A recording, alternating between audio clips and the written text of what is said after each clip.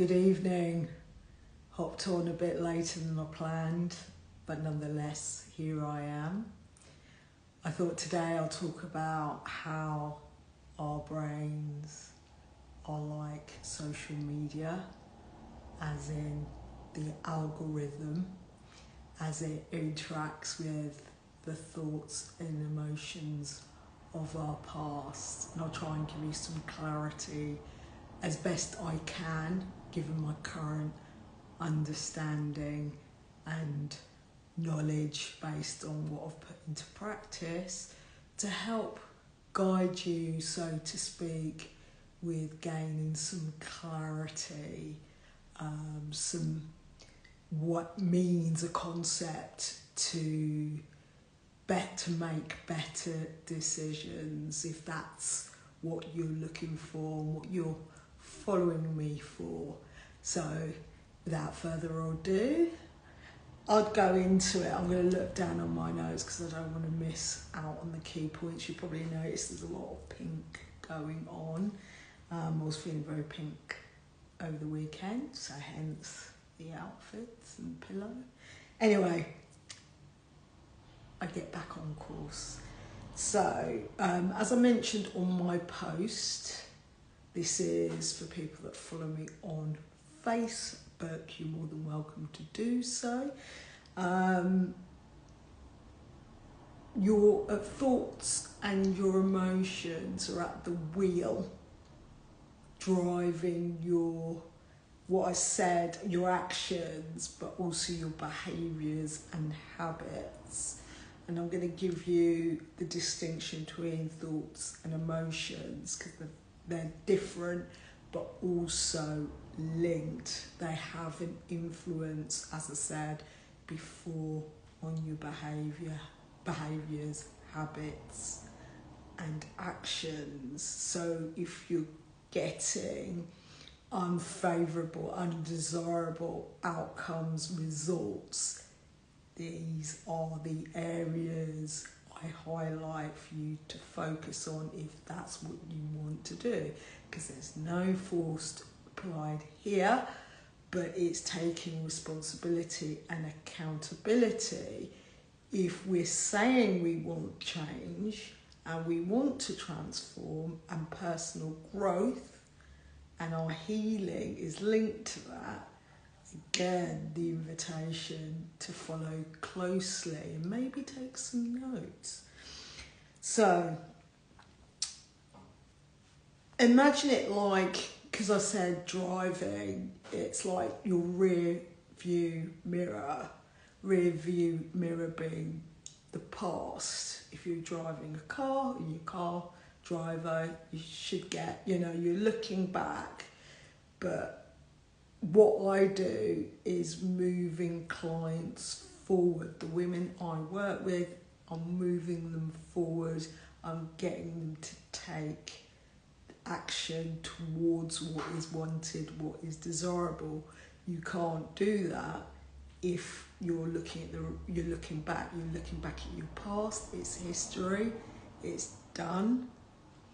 Future hasn't happened yet, so all you've got is the present. All there is the here and now, and that requires us to be conscious and aware. And by developing our awareness muscle, this is how we're able to become conscious and therefore can see what it is we do need to change, what it is we need to work on, or perhaps learn and understand to enable us to make those changes that are more meaningful towards our goals, aspirations, dreams, whatever's coming up for you. So I'm going to delve in now into the distinction, so you're very clear, between thoughts and emotions, because as I said, they're behind the driving wheel. They're based on past experiences and memories. So by delving into those, you're going to get some insight, because it's data for you to review, analyse, explore, get curious about, so that you can say, okay, this is what's coming up for me, and maybe I don't need it coming up on my algorithm anymore. So it's important how you feed and nourish your mind, because I suspect you would have had experiences not always favourable, not always positive, more likely negative, and we do have a tendency to hold on to. We're hardwired for the negative, and we have to work 3 times as hard to acknowledge the positive, which is why gratitude is something that I personally practice on a daily basis, if not moment to moment when I catch it, just to be the embodiment of focusing on the positive, not at the detriment of the negative, because it is also worth reviewing and reframing that. But for the purpose of this discussion, I know it's one way, it's me talking at you, I get that, but I'm hoping you're getting some understanding so that you're getting the value I intend to share in what I learn and what I'm learning, and also how I'm developing myself and the people that I work with. So, like I said, it's moving forward.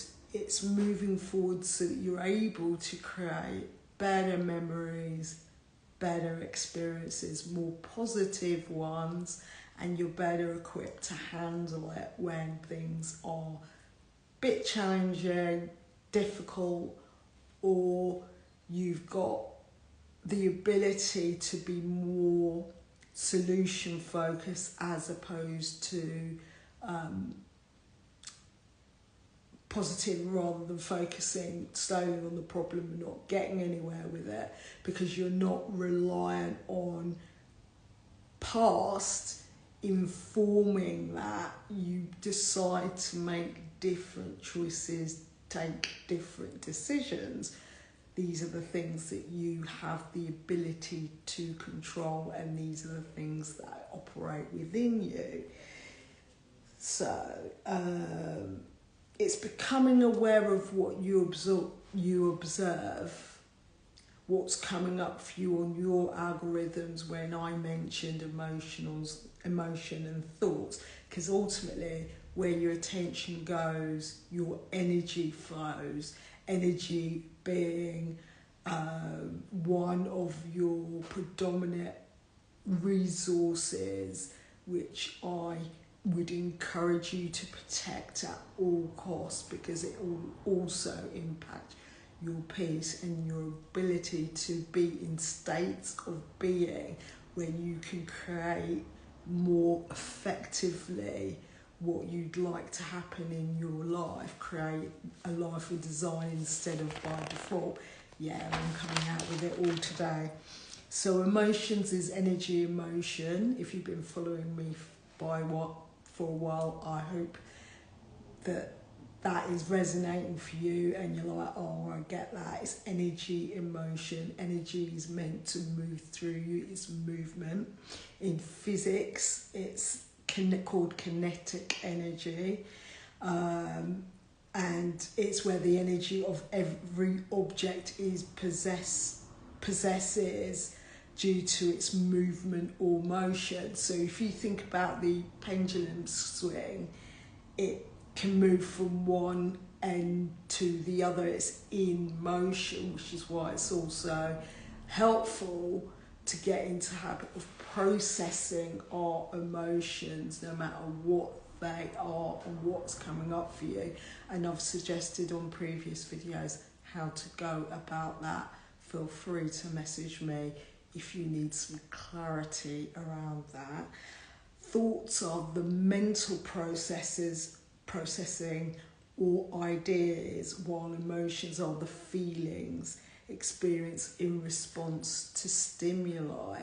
So if you think about algorithm, the brain or the mind, in terms of social media, the stuff you see on your feed, you can get a sense of why it would be an invitation to start taking a closer look and observing what's coming up on your algorithm, because the likelihood is it's driving your actions, your behaviours, your habits. So then it becomes a question about, are they serving you or not? I'm going to pose a few questions for you to think about as I talk later on. So thoughts can be conscious or unconscious. I've explained on previous videos, we do tend to operate mostly unconsciously. How I know this, we're on autopilot. So it does, and when with back in the past or in the future, we're not in the present moment, therefore unconscious. And a lot of our behaviours, we are not necessarily present to, because they're automatic. So it's always useful, and this is the mindset approach I would invite you to take, is that of mindfulness, being present to what is. So thoughts can be conscious or unconscious, while emotions are often triggered by specific events or internal states. This is important to recognise as a distinction, because the internal states is you can have like a moment where you're because your results will be different when you're peaceful, joyful, in love, to that if you're angry, frustrated or confused. So if your algorithm is running, and I would suggest a lot of it would be running based on your past experiences and memories, because it is known 90% of our thoughts, I'm going to explain that again. We have something in the region of 60 to 90,000 thoughts per day. 90% of them are basically on repeat. So it's where we're ruminating, and that's the space that you want to reclaim for yourself and redirect that attention to something more purposeful, more meaningful for you. You can't do that if you're not aware of the thoughts that are coming up for you, and thoughts are like clouds. And anyone that's experienced mindful-based practices would start to recognise over time, when you take the observer role in your thought patterns, you be able to see, oh, I'm thinking about this, because you are not your thoughts, believe it or not. It may appear like that, but it's at the point where you engage with them, and that's when you start thinking. And usually when we start thinking, it can lead to areas where we're creating our own suffering if we get attached to what we're thinking about, because we think it's us. So when we know that both thoughts and emotions influence our behaviours, habits, our actions, it makes sense to start learning and understanding them, which is why I've given you the distinction, and to understand they're separate but also very much connected. And it will help you with managing your reactions and making better decisions. Because when you slow yourself down,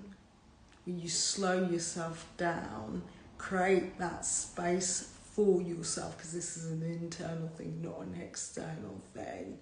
You do whatever's required to get you there, and this may take time and patience, and also kindness and compassionate self for whatever you've been through or going through. I think it's really important for you to recognise that by making a better understanding of self, you're able to actually spot when you are being reactive and to judge, actually consider the resulting action or the resulting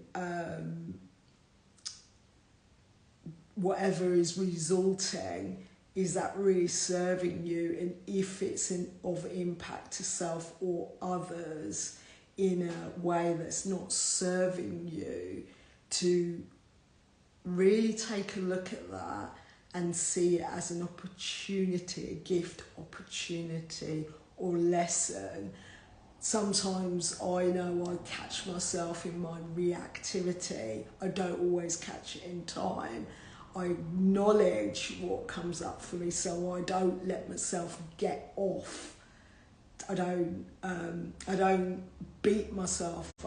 Something popped up on my screen I've never seen before. I think they've been doing updates on Instagram, so sorry, that distracted me. I'll try and get back on track. So if you can catch your reactivity, I know from personal experience the times when I've been reactive, because as I mentioned, impulsivity and reactivity is something I've been personally working on as I slow down the tempo on my habits and taking myself off of autopilot to be able to do that kind of intensive, deeper level work. I can acknowledge what's coming up for me, because that is okay. I created a safe space for me to do so. I've also worked with people to help me see what I wasn't seeing before, and that's the same when you work with a coach. What is being mirrored back to you, and holding space for that has enabled me to say, okay, the decision I made in the moment wasn't the best decision, but it was the decision that was available to me based on the emotions I was feeling. And when I recognise a deeper level of the emotion, therefore the feeling and the state of being at the time, so who am I choosing to be in this moment, and to say, okay, that wasn't my best self, that wasn't the best Karen that showed up in the moment. I don't let myself off the hook, but at the same time, I say, okay, now I know, with the knowledge I have now and the experience of the event and what I made it mean, I get the opportunity to reframe that and to redirect my attention, my focus somewhere more serving me, and that might entail repair work. That might entail, okay, this is the consequence. There's always a consequence to every action. There's no getting away from it. But learning from it, I can choose differently next time should the opportunity or the lesson or the gift manifest again for me. So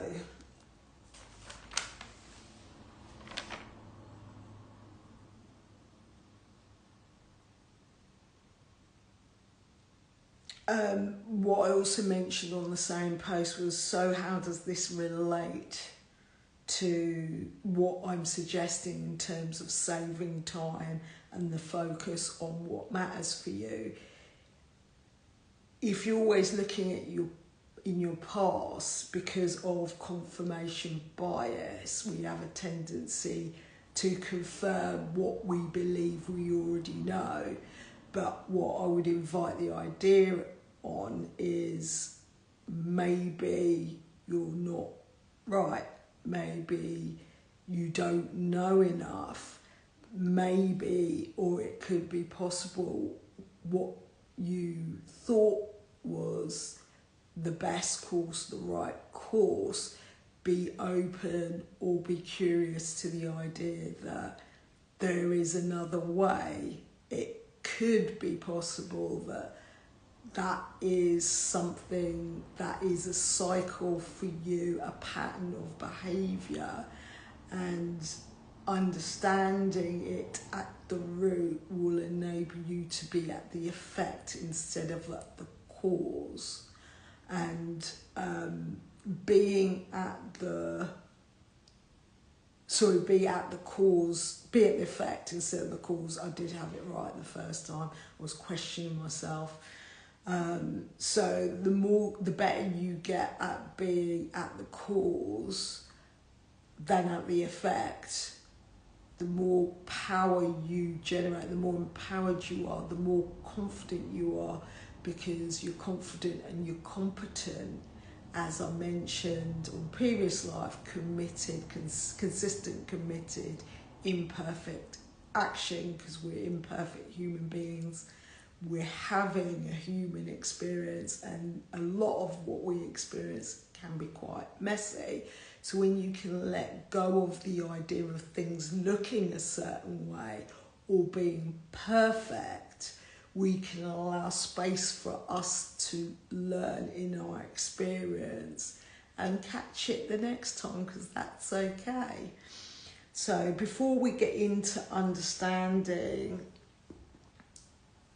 algorithm, I felt it was helpful to have some sense of a definition of that.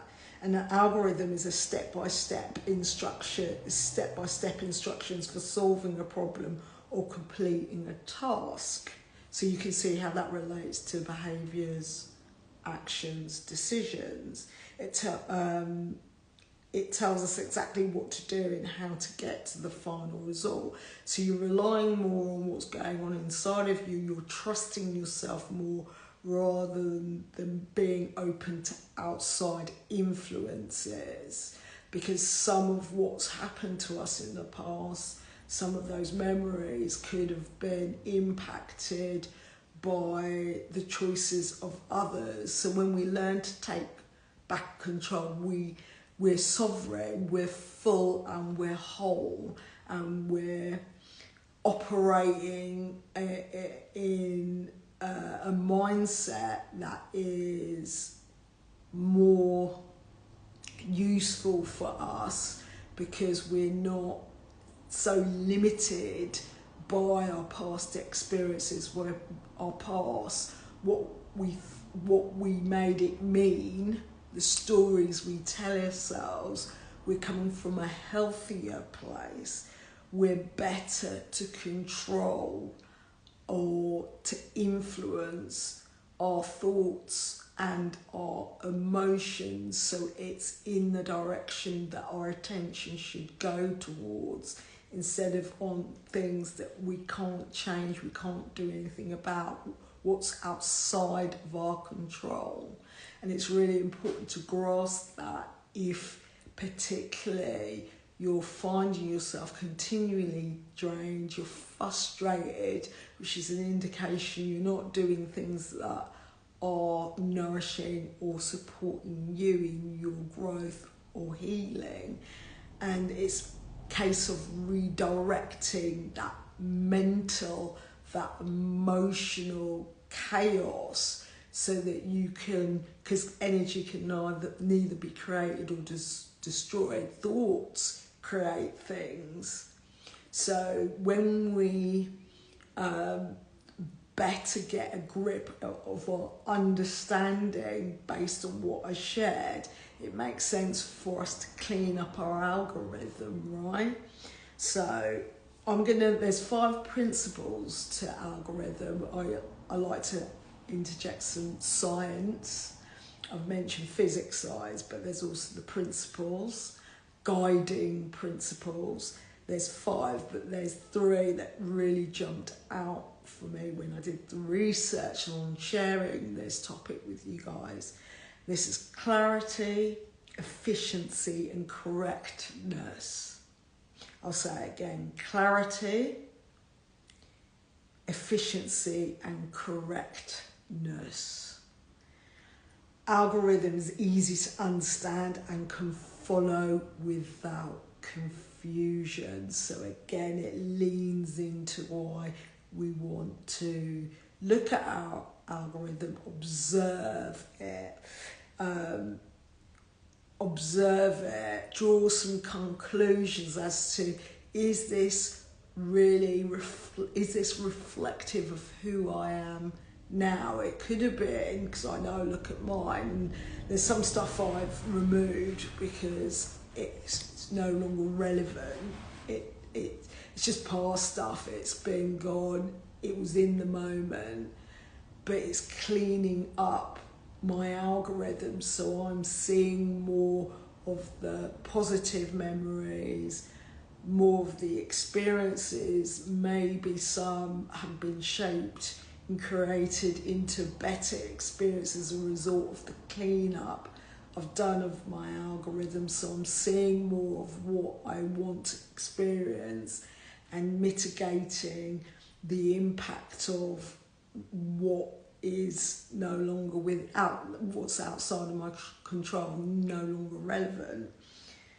So what I'm inviting you to do is to declutter, or I think I already said it earlier, mentally and emotionally. So you're creating that space for that to happen, because if you've got what you think is who you are based on this stuff, your BS, your belief systems, and you haven't done the work to clear it up, you're bound to repeat patterns and participate in cycles not serving you. But it does take time, effort, attention and intention to work through that, to see what is personal to you. I can't tell you that unless you hop on a call with me and work with me and do some program work, program work to actually identify these are the things you're clear on,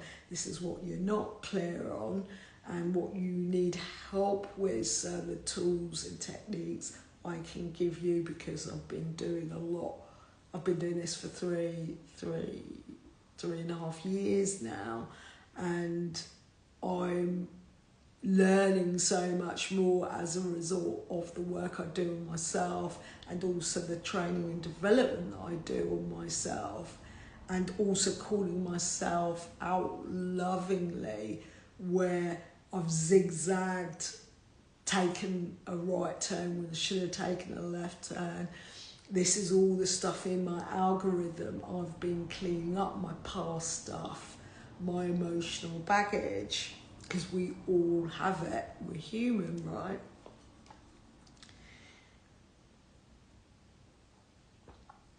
So reflecting on your algorithm, really look at because as I said, 90% of our thoughts are on repeat, and what you're thinking about, rumination, is guiding your habits, behaviours, your actions. So if you're not any closer to the thing you say you want, what you desire, what you like to bring forth, create,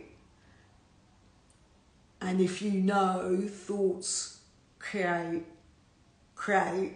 basically create your reality, and thinking, if we're not guiding our thinking, if we're not making our thinking efficient with correctness, and I've explained in previous videos, thinking styles to consider, also mindset. I've also given this something else, tools, thinking, critically thinking, logic, reason. So hopefully you're getting a sense of why I've picked in particular of the 5, clarity, efficiency and correctiveness.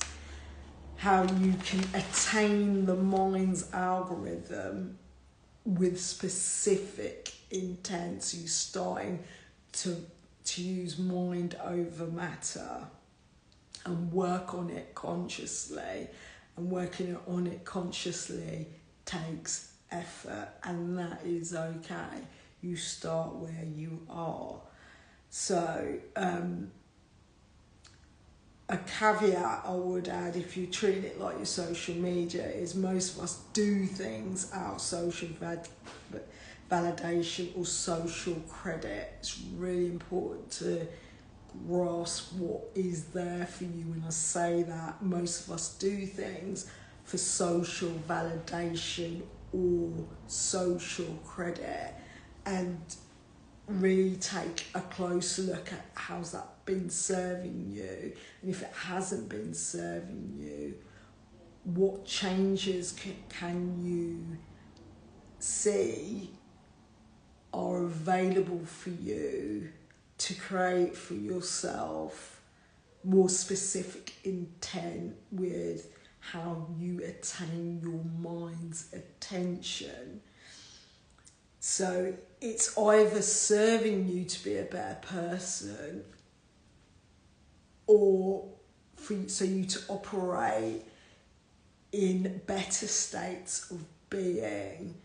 Because if you're constantly showing a pattern of being in your past, it could be possible some low-level depression, or I know, true in my case, anxiety, because of my overthinking, which also led to procrastination. I wasn't necessarily taking, if I was taking action, I was taking action on the things that kept me busy, which kept me away from feeling the emotions I needed to feel and to name and label and to work through, so that I can identify the root causes. Now that I've done the work, I've got more clarity, I've freed up mental space, and I've also let go of emotional baggage, understanding some of the less desirable experiences that I've had, so that I'm directing it to things like this, which I really enjoy doing. Yes, I invest a lot of time, energy into doing prep work, researching, also bringing in hopefully some of the antidotal stuff, so it's helpful for whoever's watching me for it to land. But until you go through that process, it's one thing hearing it, and I'll also add, it's great consuming information, but sometimes we can get into not analysis paralysis, but sometimes we can have so much information that we don't necessarily act on it. Till we act on it, it doesn't become knowledge, and knowledge comes through experience, which is why I love taking action, even if I know it might result in some kind of failure, because I also recognise from a healthier space, failure is valid, because sometimes that's not the right thing for me, or there's another way that will work better for me. But I won't know that till I try, right? Because whether you can or you can't, you're going to be right, because it's about mind over matter. So, some other invitations, audit your algorithm. See what's occurring, what's presenting on your algorithm. You won't know that until you take a look and you grow aware of what's showing up for you. Is it supporting you making better decisions? I know my algorithm wasn't supporting me making decisions. It was more busy, full. So when I started to create, for myself a healthier algorithm, when I started to address my emotions, my past experiences, NLP, I'm going to mention here something that I help with, neuro linguistic programming, I was able to get closer to the dialogue I was saying to myself, identify separately the voice of my critic, also the one of my inner child, so I know when there's times when I need to be there for myself and not self-abandon like I have done in the past, and to give myself better steer in my decisions in line with forethought, so I properly consider my decisions, so I'm not as emotionally charged, because it doesn't work for my design for me to be impulsive or reactive. And also going back to what I said about emotions, like the pendulum swing, especially with my design, I need to be balanced, and that is also what I've been working on consciously for over a year. So I relax a lot more. I work incredibly hard. I've always had a strong and productive work ethic. The question started to be about what was it on? Was it serving me? Was it the right action as it needs to be the right thought? Now that's where I'm going back to, the right thought. So I'm challenging myself a bit more in that area. Stop living for other people, start living for yourself. I posed a question earlier. You know, we do so much for social validation, social credit. I know from experience a lot of that has drained me, tired me out, because the stuff that excited me back then doesn't excite me now, not in the same way. In fact, when I took a healthy step back from it and recognised that it was getting me into some cycles that weren't healthy for me to participate in, I made choices. Some started off hard, but it got easier when I saw the payoff, because out of fear I continued certain things, not recognising that actually if I was living for me and I know these are the things that I want to do, and I've got some gaps to plug, some areas where I can lose the heaviness and redirect myself from a healthier space, and to enjoy the states of being happiness being a key one for me. Freedom means I make the decision, and also the freedom is if it means that I have to walk away or accept that something's not working for me, I can do that. I couldn't do it before. I can do that now and not feel the guilt or shame in doing so, which is why I coach around that area, because it's a key piece around energy management, really tackling those energy drains, really getting close to the idea that your vitality, your life force is linked to what you're expending yourself on. And unfortunately, where you're getting pushed and pulled in so many directions, it makes sense to create your algorithms so it's more in line with what you want to happen, what experiences. You know, I've had some amazing experiences, including getting to play at Defected Basement, including doing a retreat last year, yoga retreat, including meeting very different people, including becoming a ride leader, including going to events where I talk to parents and children as part of the volunteering community work.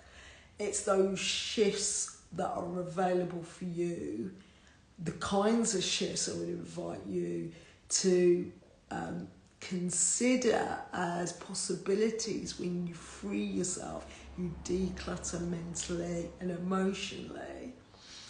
Right. Yes, release anything that is contributing to you giving your power away. For me and my algorithms, algorithm was letting the people, places, things go. If they're there for me, if they're meant for me, there's not a loss. If there is a loss, I can be okay with it, because sometimes it's a reason, sometimes it's a season.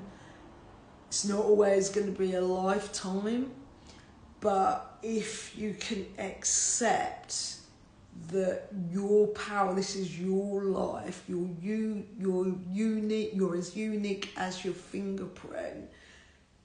It's not always serving you following other people as much as you think. And if you're not in control, other people are controlling you, trust me. So if you can say, okay, this might be the consequences, be okay with those consequences because you've fully considered them, because you're taking a close look at what's meaningful, what's purposeful for you. And when you embrace that, you get to the other side of what you didn't think was possible, because you told yourself certain things based on things appearing real, false evidence appearing real. Or it could be real, but maybe if you just delve a bit deeper, you'll realise, the loss may be this, but what I've gained is so much more, because I've gained so much more through the losses, and I've had some losses. So, also, is your algorithm triggering behaviours or habits that have you question your self-worth or value? Something to ponder, isn't it? Because if that's the case, these are the areas to look at. Your emotions, your thoughts, 60 to 90,000 thoughts. I've given a suggestion in a previous video. I invite you to watch that, because you need to identify it for yourself. I can support that as a coach, NLP, therapy. I can support that. I can also support that in the communities that I've got up and running for women. Or you can just send me a message if you've got any questions or need clarity. I can do that. There's also resources in those communities, so you don't necessarily have to talk to me directly. I would love to talk to you if that's what you're ready for. But if you're determined to go it alone, you also know that there's the happiness page, which I no longer support in the same way, because being honest about my alignment as I shift, because I'm pivoting, I can feel a change coming through, which is why I'm talking about the things I'm talking now. So the people that I can work with or attract are going to be different as a result. I fully anticipate that, because I no longer talk about self-care, those things, because I feel I've overextended my generosity in that area. I can support that inside of programs so it's more specific, but there needs to be a time when you take responsibility for that for yourself. If there's something blocking that, or you're stuck or stopped, time is to talk to me about what's coming up for you. Also, is your algorithm reflective of who you are and where you're going? Because once you know who you are, where you are, and where you are is the audit, and where you are in relation to the things you say you want, because sometimes that needs to be questioned. Is it out of what you've been told is available to you, or what you made up in your mental space is what you deserve?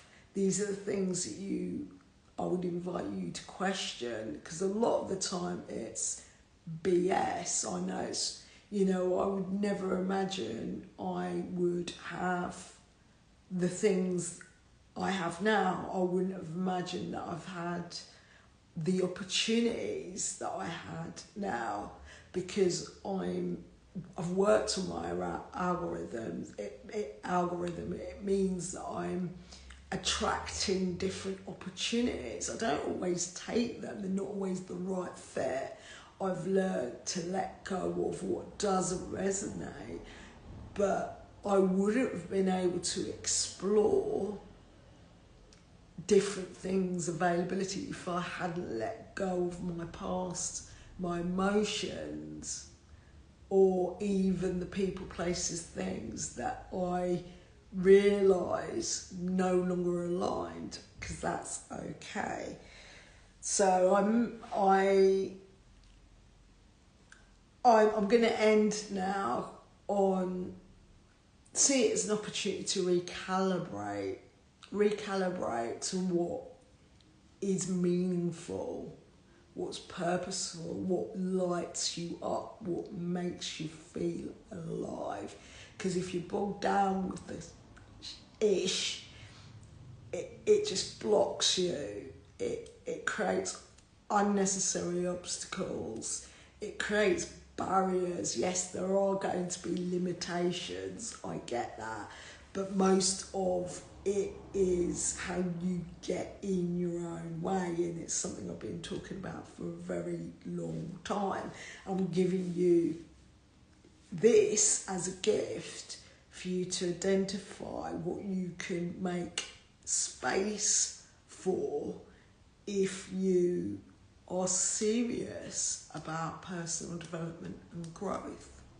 So on that note, thank you for watching, thank you for listening. I didn't have anybody drop in on me today. I know I can do better with announcing when I'm going to do my lives. I'm not always sure when I'm going to do it, and I like to give myself some latitude. But I think maybe for me is to start committing, because I can see that there are things, there's more tools on here, so I might explore that, actually announcing my live and seeing how that goes. So yeah, thank you for watching, thank you for listening. My name's Karen Griffith, and I'll catch you on the next live.